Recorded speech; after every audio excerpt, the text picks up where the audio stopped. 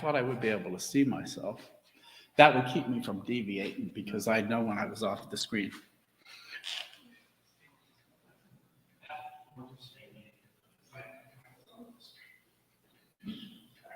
Oh, I can hear myself.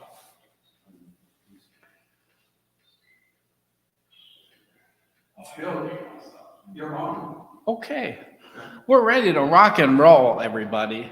My name's Bill Wikoff, and I'm going to talk about a guy named George Pattison and his archive here at the Historical Society of Frankfurt. And the title of the talk that I made is called Meet a Victorian Lecturer and Lanternist from Suburban Philadelphia and His Archive, which is right here in this building. And Frankfurt was essentially suburban Philadelphia at the time that George Pattison got started in 1856. I was told that I have to introduce myself, so here I am, and this is me, and I'm going to introduce myself. If you have any questions about this talk or comments, or you want to complain about anything, email me or call me. That's my number and email address. I came to the Historical Society here in 1989, and I met a lovely lady by the name of Diane Sadler.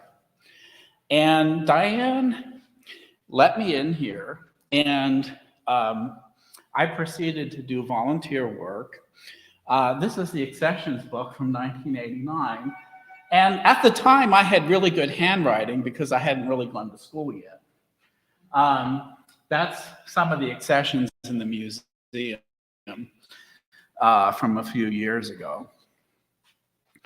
Some biographical details about me. I started out, I got a little bit misguided. I became a scientist. I graduated from Purdue in biophysical chemistry with a PhD in 1998. I then went to the Scripps Research Institute in San Diego, did some postdoctoral work. I got my first faculty position at Washington University School of Medicine in St. Louis.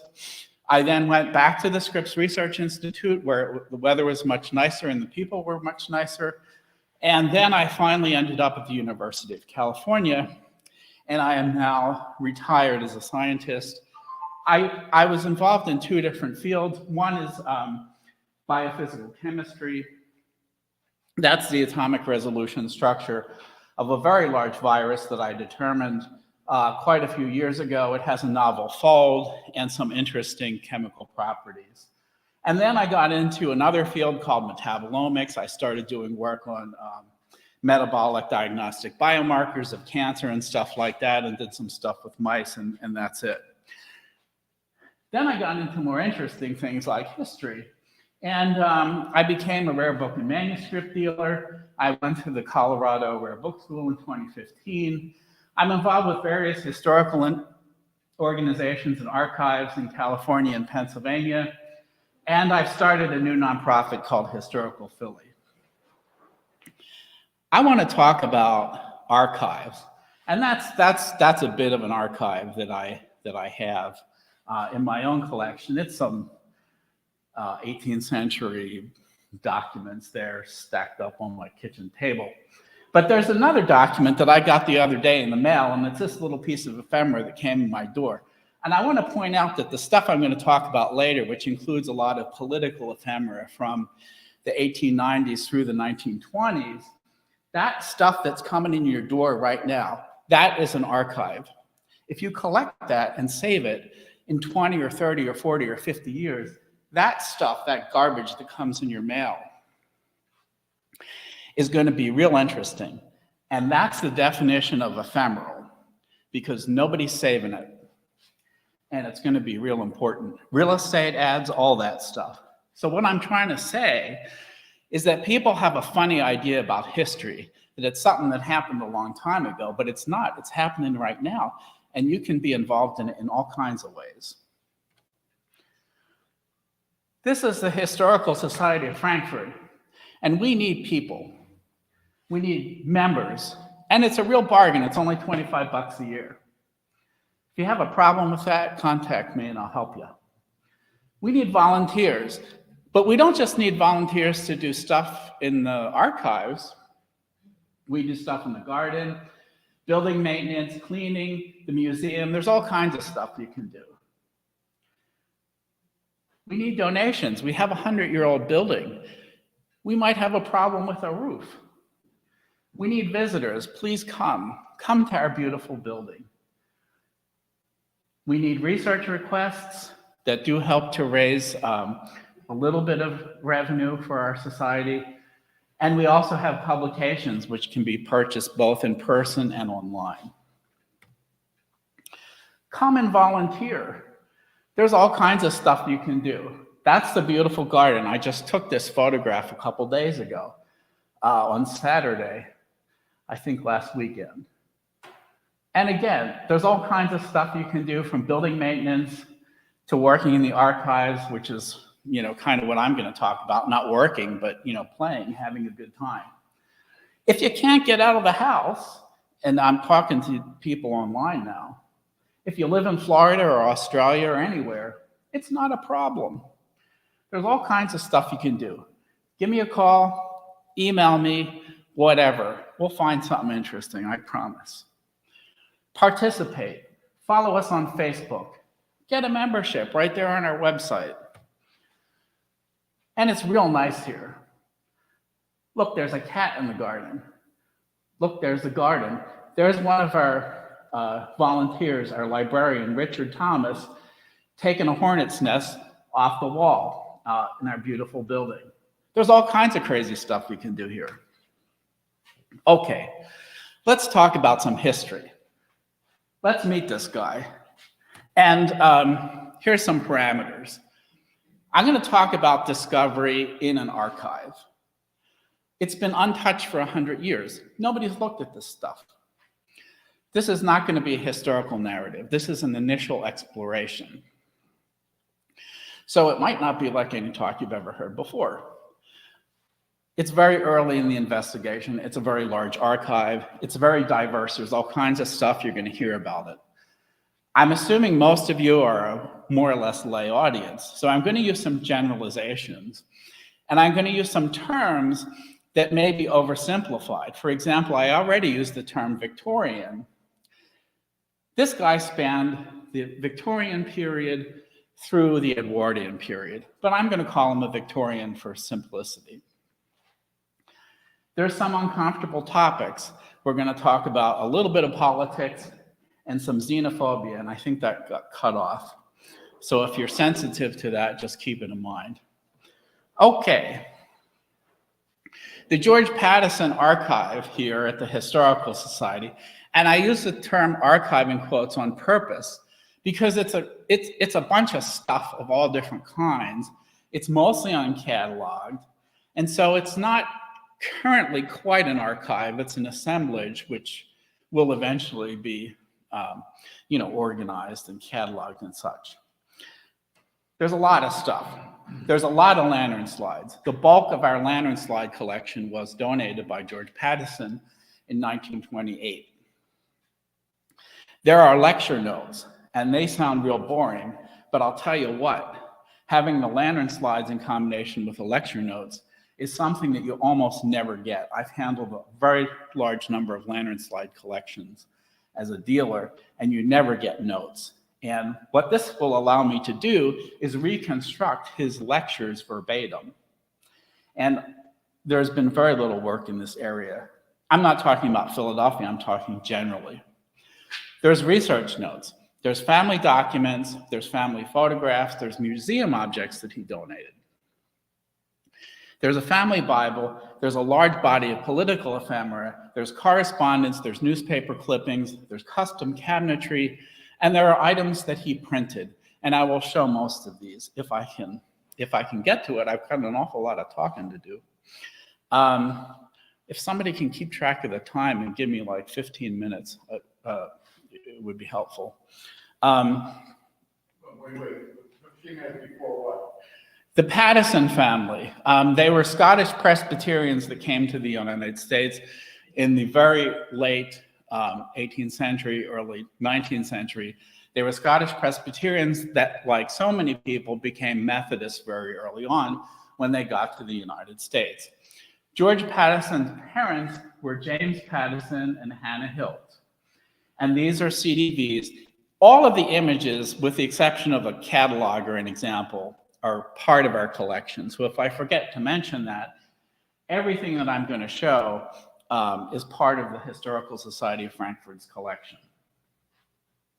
James Pattison was a blacksmith. He lived in Frankfurt at 4159 Orchard Street. The Hilts also lived on Orchard Street. There were a whole bunch of houses on Orchard Street.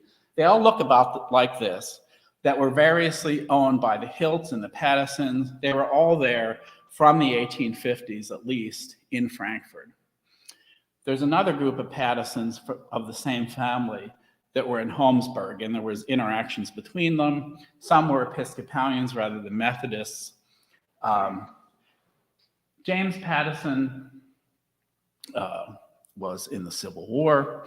George Pattison was born in 1856 and he died in 1929. Here he is.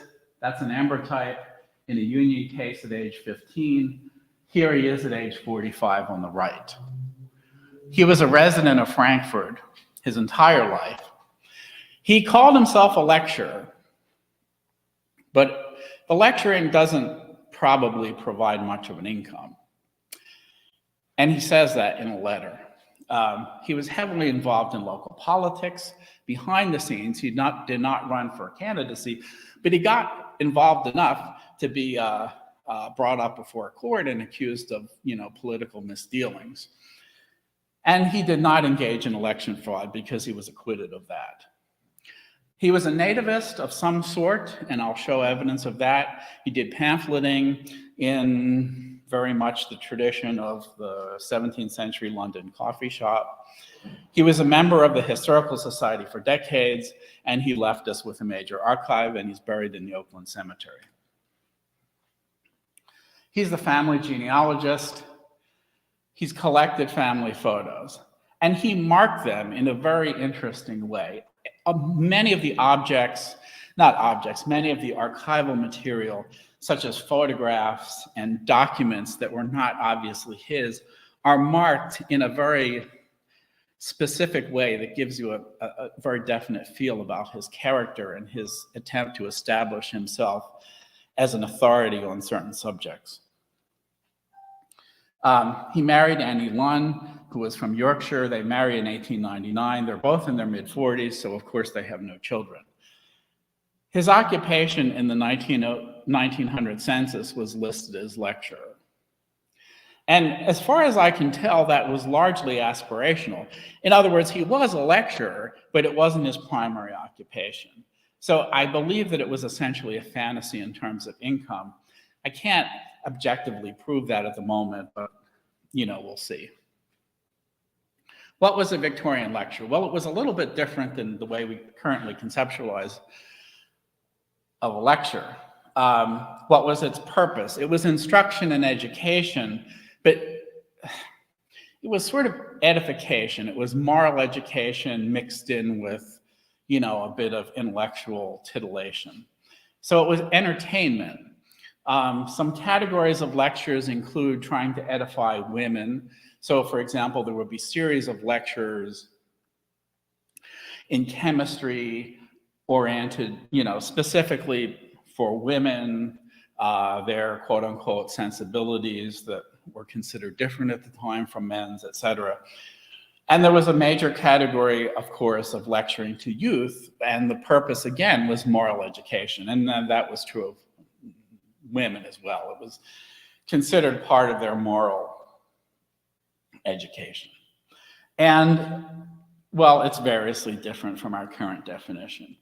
Generally, from the 1870s onward, lectures involved visual material, and this is basically illustration with lantern slides. This is a really neat picture from a catalog of 1888. And it's a depiction of an illustrated lecture. And that's pretty much what it would have looked like here or in another hall, like a Lyceum in Philadelphia. Of course, it wasn't necessarily this big of a hall, but you had a very big projection device. that originally would have been chemically produced, and then later, when electricity was developed, of course, these lanterns were electrified, or new ones were produced with electricity. And you could get a very large, crisp image, on a 30, 40, 50 feet high, no problem. You just have to use enough chemicals, oxygen, acetylene, things like that. So what is George Pattison using to project his hundreds of slides? And the answer is whatever is available in the event space. Generally, he wasn't going around with a projector, just like now. There's a PowerPoint projector, and he would make use of whatever was there. But the equipment was very varied. And this is a whole catalog full of lantern slide material. Philadelphia was a center of lantern slide production, in part because lantern slides were photographic lantern slides, not lantern slides, which predate photography. But the photographic process of producing a lantern slide was invented and patented in Philadelphia, and a major industry developed, and this is a Philadelphia catalog. Lanterns range from this kind of children's tin toy to very complex triple stereopticons that could do all sorts of transitions and all sorts of crazy things. And so what he used here probably was this very device sitting in the corner, and this is a picture of it. It's called a bolopticon. This print ad dates from 1914, and certainly he was using similar devices in the early 20th century for his lectures, possibly this one sitting right here.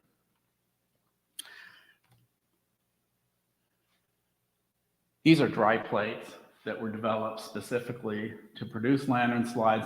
There's a number of photographic techniques that I won't have time to talk about. This is our collection. We've got a lot of these things. It's one of the most important collections of lantern slides in Philadelphia, in my opinion. It's been rehoused archivally, and this is the rehousing. This is a picture of what's in our library. This is the anatomy of a slide. Basically, it's a glass plate that has had an emulsion and has been developed and is transparent, and it has these various parts, and I think I'm going to be short on time, so I'm going to skip over that. Here's some examples from our collection. And these are all things that he produced, and you can see, for example, that he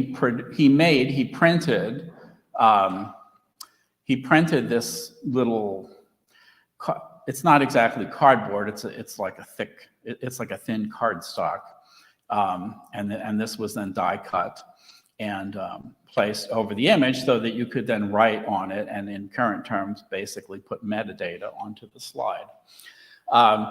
They are numbered, and these numbers are keyed to not an index, unfortunately, but a list. So he produced things like this, the text, and then you would photograph it. You can take photographs, you can copy them in various ways to produce slides. You can enlarge them or reduce them. You can make contact prints. So what I did in 2022 is I started a digital imaging project. The purpose was actually not to, well, the initial idea was not to image the slides.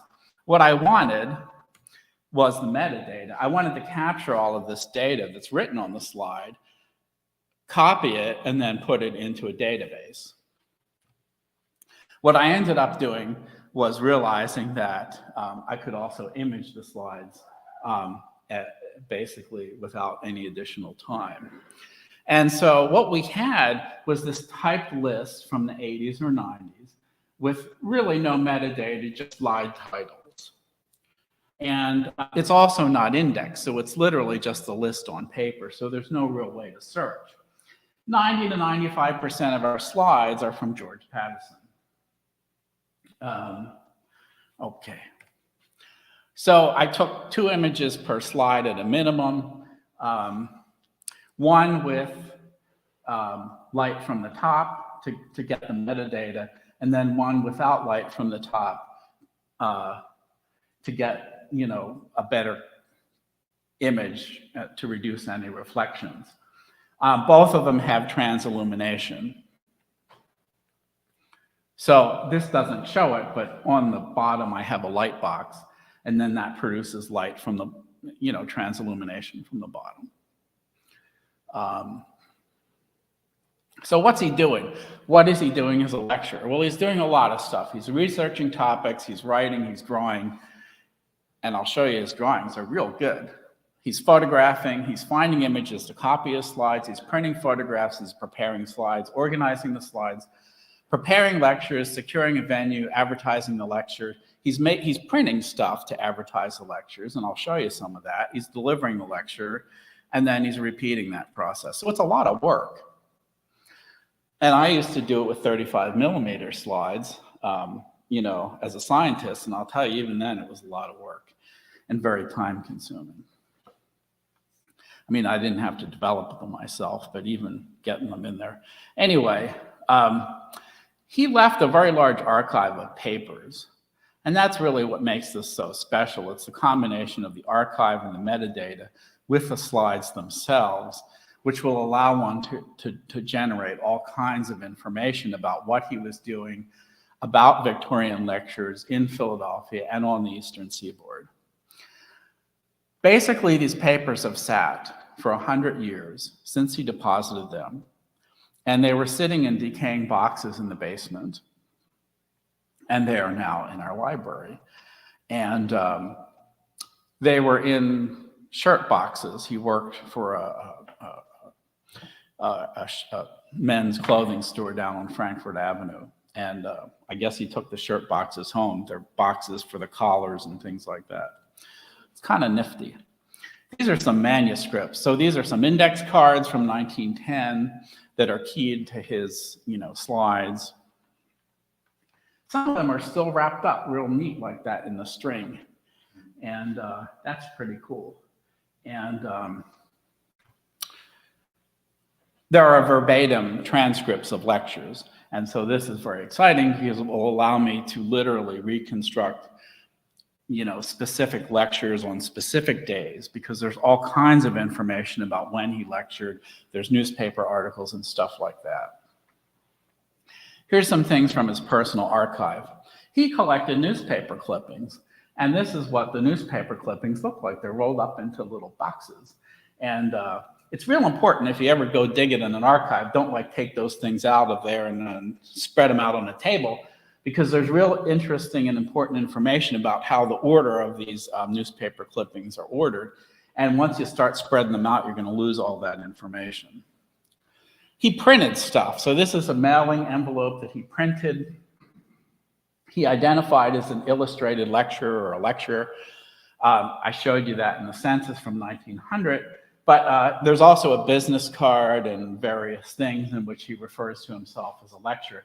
This was part of a cover that he printed for the Broad Street subway and also for the Frankford line, which of course was a very big thing in Frankfurt. They really wanted the L in the subway, by the way. He attended the Columbian Exposition in 1893, and he writes to his future wife, Annie Lunn. There's beautiful covers with letters and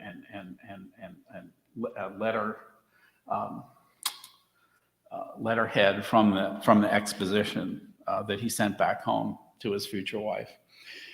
He was a really good artist. That's a picture that he did. It's gouache on board. He registered that.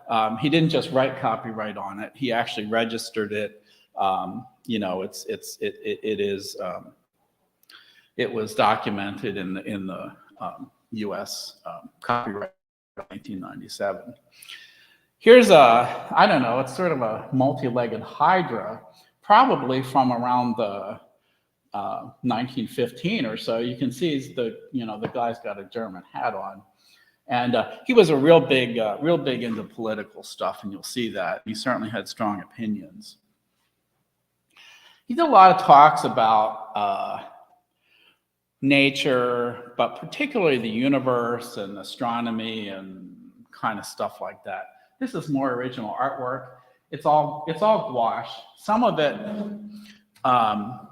is mixed media. So he would take things like newspapers. So for example, these are, Saturn there is a halftone, and he's cut that out of a newspaper. And then he's painted on top of it. And the comet astronomy one is also a mixture of gouache and cut out material. So he was a really good artist. This is more of his art. You'll notice various kinds of Masonic and other fraternal symbology on them. He had some interesting ideas. He was a political cartoonist. There's a great deal of political ephemera as well, not the cartooning, but all kinds of hyperlocal ephemera to Frankfurt and the 23rd Ward. And he printed material. These are two of his political cartoons. They were produced for print, newsprint, but also for the lantern slides.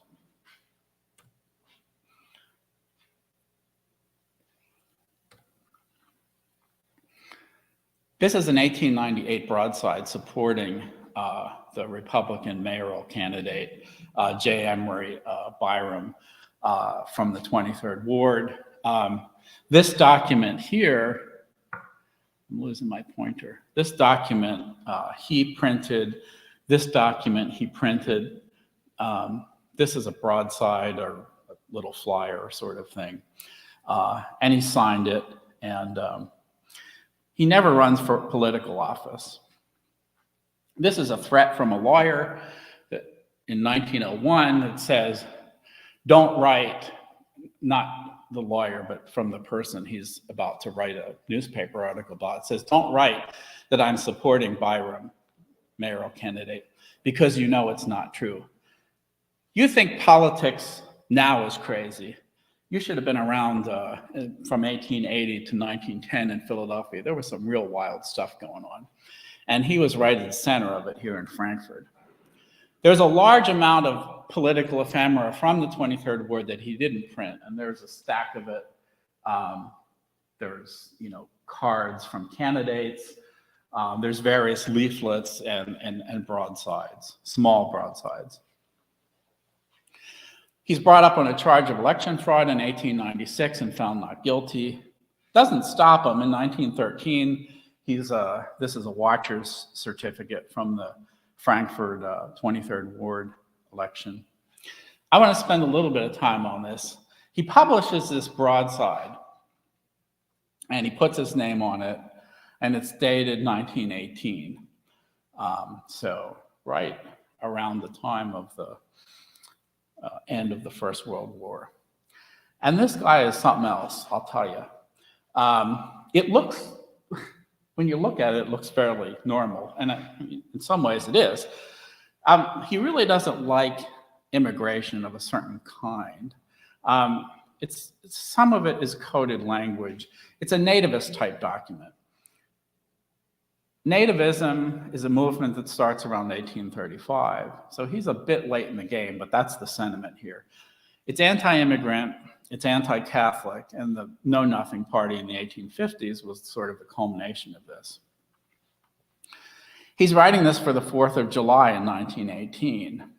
5 years before, he had given a recitation, and I'll show that later, for a 4th of July celebration at the State House in Philadelphia. So he's gotten out of Frankfurt and gone, to a fairly large, important 4th of July celebration, and he's a speaker there 5 years prior. I'm not going to read this. In modern terms, it's xenophobic and it's assimilationist. Basically, it says conform to the dominant culture, speak English, or get out of the US. In other words, love it or leave it. And, this is a familiar sentiment today. So some of these things are relevant. Here's a few of his lectures. In 1903, he gives a view of the stars from the sun, and some of those gouaches that I showed earlier are from that lecture. Here's a broadside that he had printed of testimonials of, how good this talk was, which of course he solicited. He gave a talk at a Episcopalian church downtown, a fairly large church, and got some good reviews there. This relates, though, to what I talked about earlier in terms of the purpose. Everything refers to things like it was instructive, it was instructive entertainment, and then at the end, in particular, it says, anyone who hears the lecture will be impressed with the fact that the heavens declare the glory of God and the firmament showeth his handiwork. So that's the point. On the surface, this sounds like a talk about astronomy, but there is a very clear, religious message that he's trying to convey. And it's all kind of melded and mixed in together. And this is the recitation that he does 5 years previously in 1908 at the State House, now known as Independence Hall, of course. In 1909, the Historical Society of Frankfurt, where we're standing, not in this building because it hadn't been built yet, it was like right here, but it was a different building. They invite him to give a talk, and Thomas Creighton is here inviting him, and he does, and there's the proof, because we used to print our minutes. It's incredible. That's the minutes saying that he gave the talk. There he is. He has a very distinctive look. 1917, he gives a lecture series at the Frankfurt Library, 3 lectures about that same talk, the view of the stars from the sun. And then he talks about a rolling mill and the foundry, and then early schools in Frankfurt. In 1922, the Frankfurt Elevated is completed, and Frankfurt mounts a huge celebration, of course, and he's there to lecture them. And that's his artwork right there, which I was surprised to find that. Direction of a Greater Philadelphia is, of course, a pamphlet that was printed, and he apparently did artwork for that, and he gave the lecture. He donates his manuscripts and lantern slides to the Historical Society in November of 1928. The Historical Society orders wood from Smedley, the lumber supplier on Frankfurt Avenue, and they build a custom cabinet to house the collection and make a plaque. Here's the program in which he presents all this material to them in a formal way, and bam, he's dead a year later. I'd like to thank the Historical Society of Frankfurt, the Grand Army of the Republic Civil War Museum in Holmesburg, Susan Covier, the HSF head of collections and board member, Richard Thomas, the HSF librarian, Bruce McKenzie, the HSF treasurer. If you have any questions, send me an email or give me a call. I love to talk. This is one of his pieces of art that he drew in 1910 for one of his lantern slides. Thank you very much.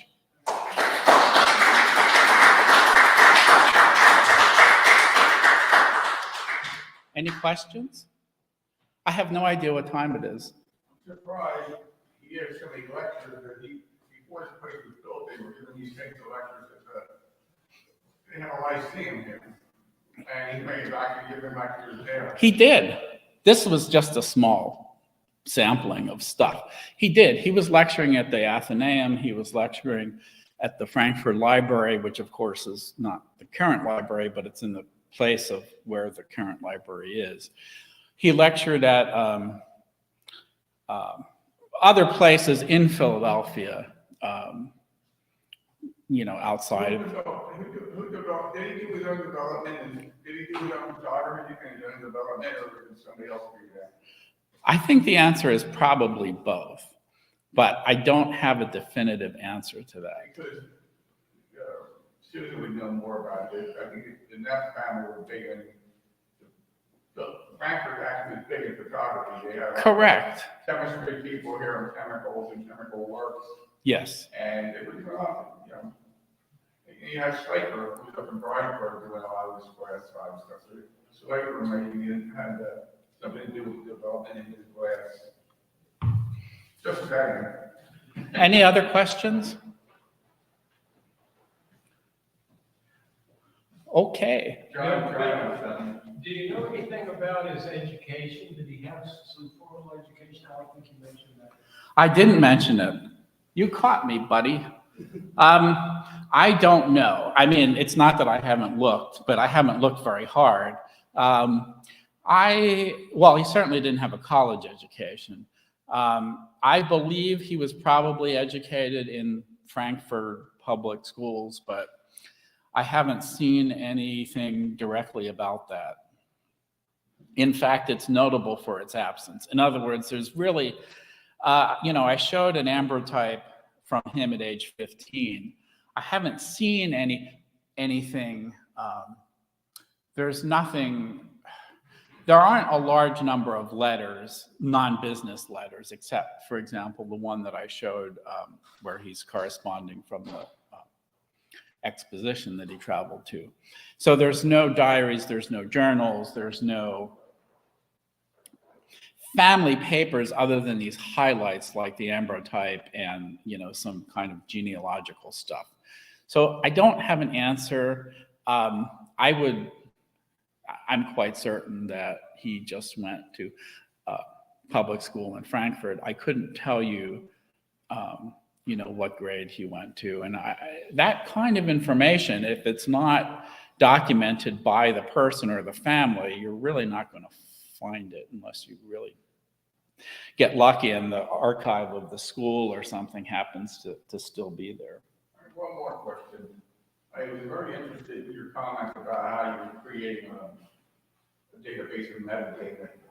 And to put it, you walk into, for instance, I walk into city archives, and they have some kind of antiquated system that no one understands. I've met other people that sit there and they copy all this stuff, and then they try to create a new database, which no one understands.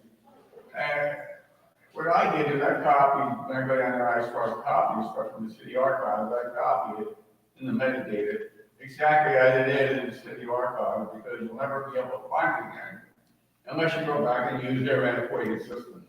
Is there a question there? Well, the question is, what do?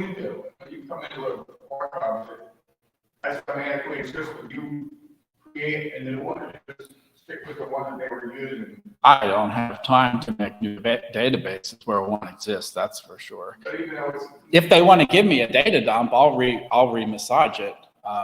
No problem. I know it's very time consuming, so I appreciate how much. Oh, no, it's not. If you give me a bolus of data of any sort, I mean, what I was doing when I was a scientist was like large scale data and, multivariate statistics. So a huge data set is no problem. I can do that in my sleep.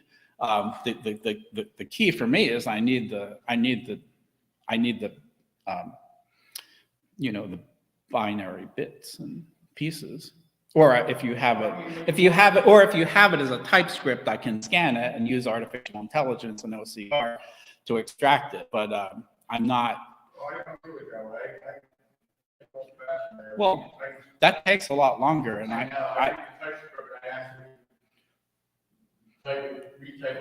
I don't have time for that. I study a textbook to see what type of typewriter it is. Interesting. Any other questions? He was a printer. I didn't say that. Thank you for asking. Did he make his own plates? Did he carve his own plates? His brother was the printer. Robert Pattison was. I didn't get to that. There's so much. Before this talk, I was deleting slides, left and right, because I thought, I don't want to bloviate for too long. His brother was the printer, which is why. Of course, this is speculation. I mean, people think for some reason history is a bunch of facts. It's not. If you look at a recent survey, so the American Historical Society just did a survey about a year ago in order to understand the layman's idea of history. The layman's idea of history is completely different than the historian's view of history. The historian's view of history says that history is largely about the interpretation and, the interpretation and analysis and discussion of historical events. The laymen typically think it's mostly about sort of a bolus of facts. And, the truth is probably somewhere in between. If you actually look at that AHA survey, it has certain condescending qualities to it that I don't like. As an academic myself, I disapprove of condescension to the public. Anyway, to answer the question, I can only speculate. His brother was a printer, so I believe part of the reason he was able, I think he had some kind of hyperlexia. This man could write, and he obviously could talk. So he certainly would. I'm not clear where the money, I have some ideas. I'm not clear where the money came from. There was some money. You don't get to do all this stuff. His father is a blacksmith, so they weren't obviously wealthy, but there's money from somewhere because you don't have all this time to do all this stuff and spend all this money taking photographs unless there's some money somewhere. Hold on, I'm not finished.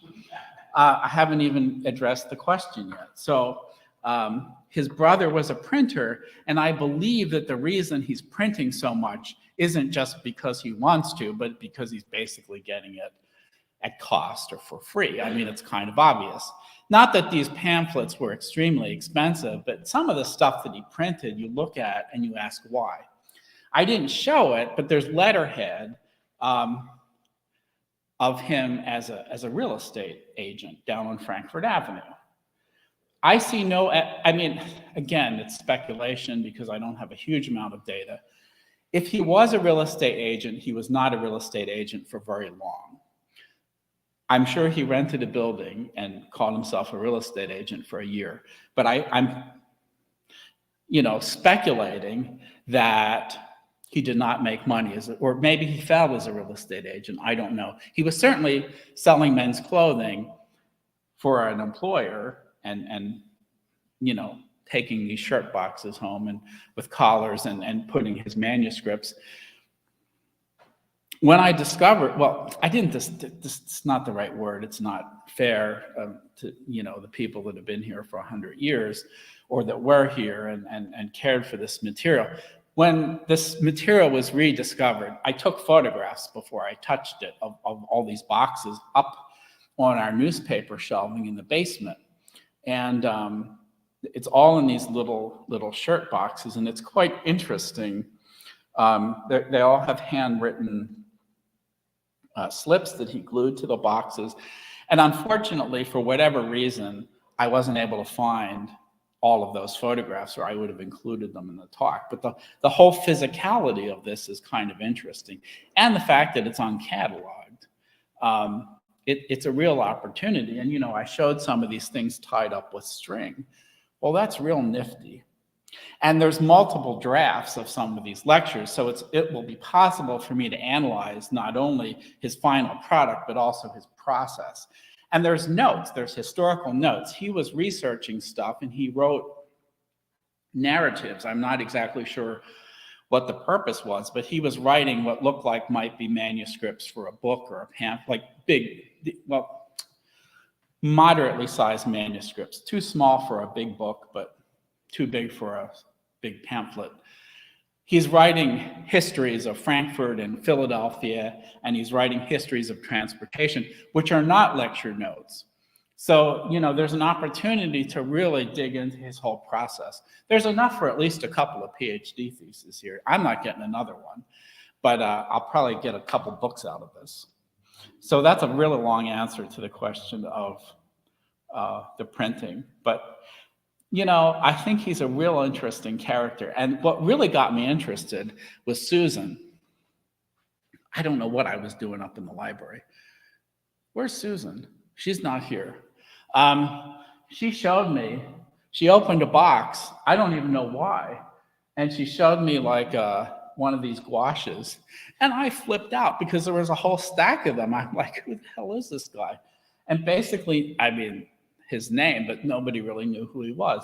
And now I think I know who he was. And it's real interesting. We searched the real estate transactions to see. A lot of guys, even Ben Franklin made most of his money by giving out mortgages. He owned mortgages on all the paper mills. People don't know this, but I study real estate transactions. I follow money.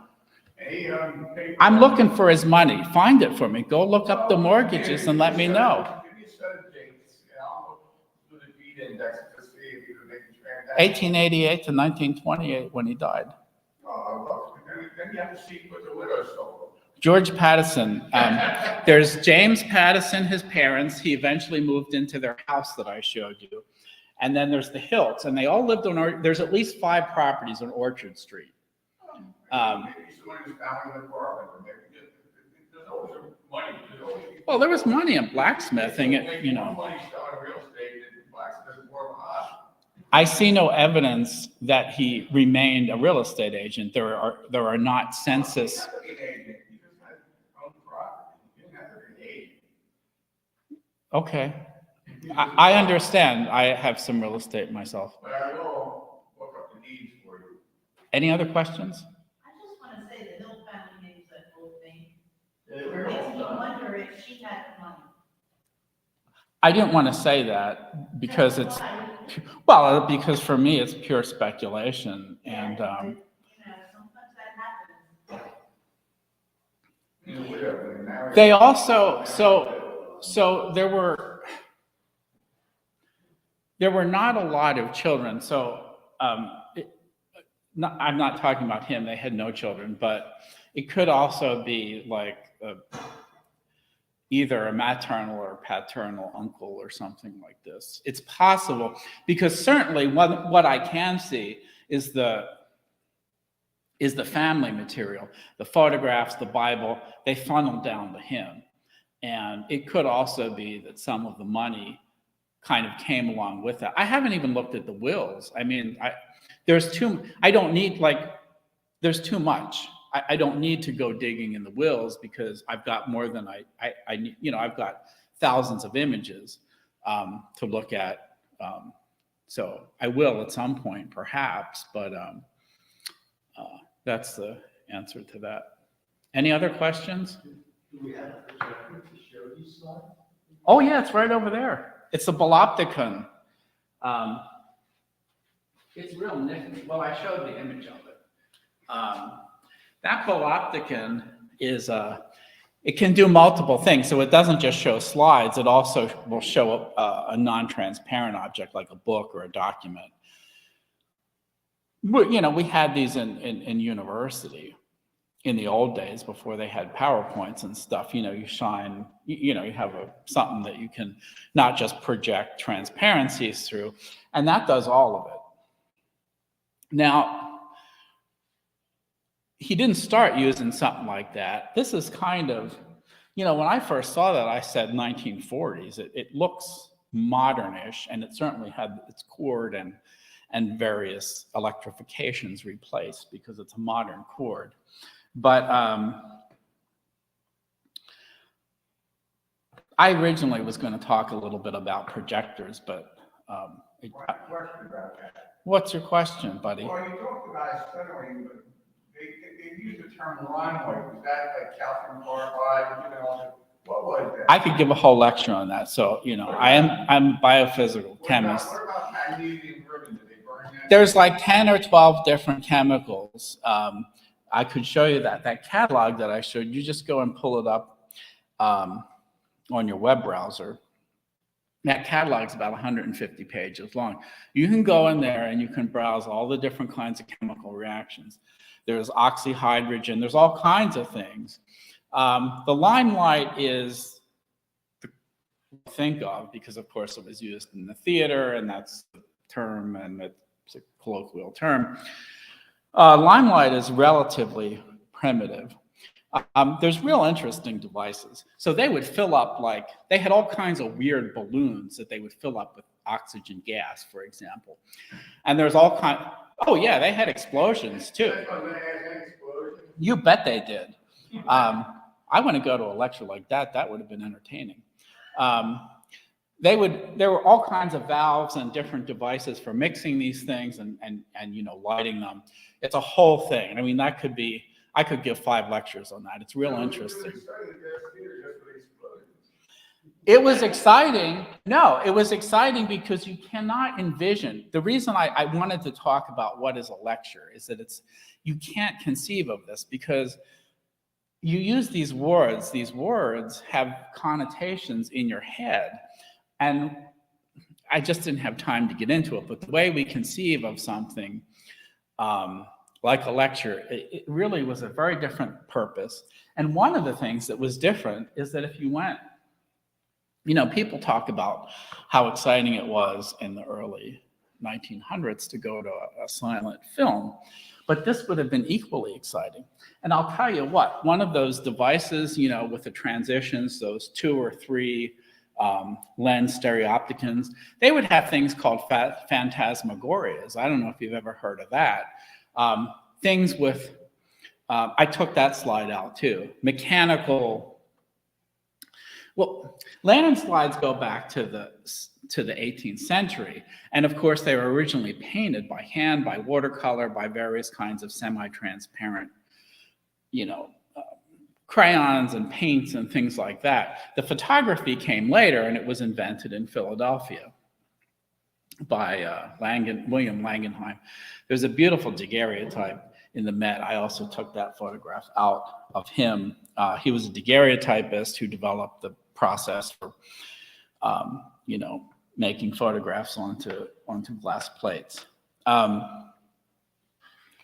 was I going with that? What was your question? Well, okay. So what I was trying to get to was that so just a slide like this in a dark room, really bright. It was brighter than this.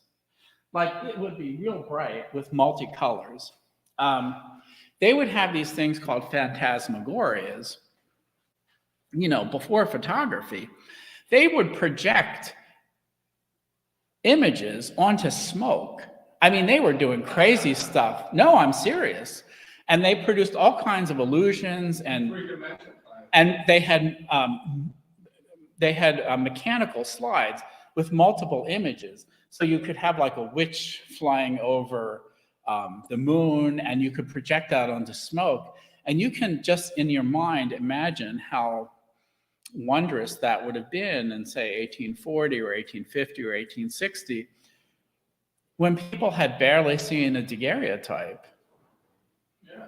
Right? So you really have to get in your head what was actually going on at the time.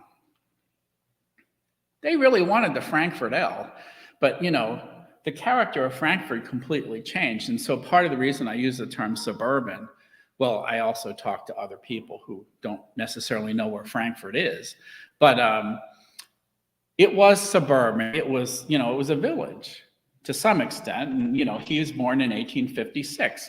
So right after the consolidation, agglomeration, concatenation of Philadelphia. And, it was sunny. There was horses, and it was completely different than anything people can imagine unless they spend a lot of time looking at photos. I will say, a lot of people who didn't want the Frankfurt L, there's a lot of fighting over it, but they tried to get that thing going back before the turn of the century. You need to talk to Harry Garforth. He can talk to you about the Frankfurt L. A lot of people, but it was political. It was a big political fight about that. Now that's something I can sink my teeth into. I love political fights. Any other questions?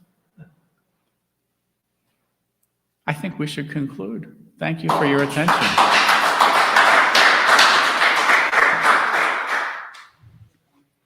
Thank you. What happens now? Good stuff.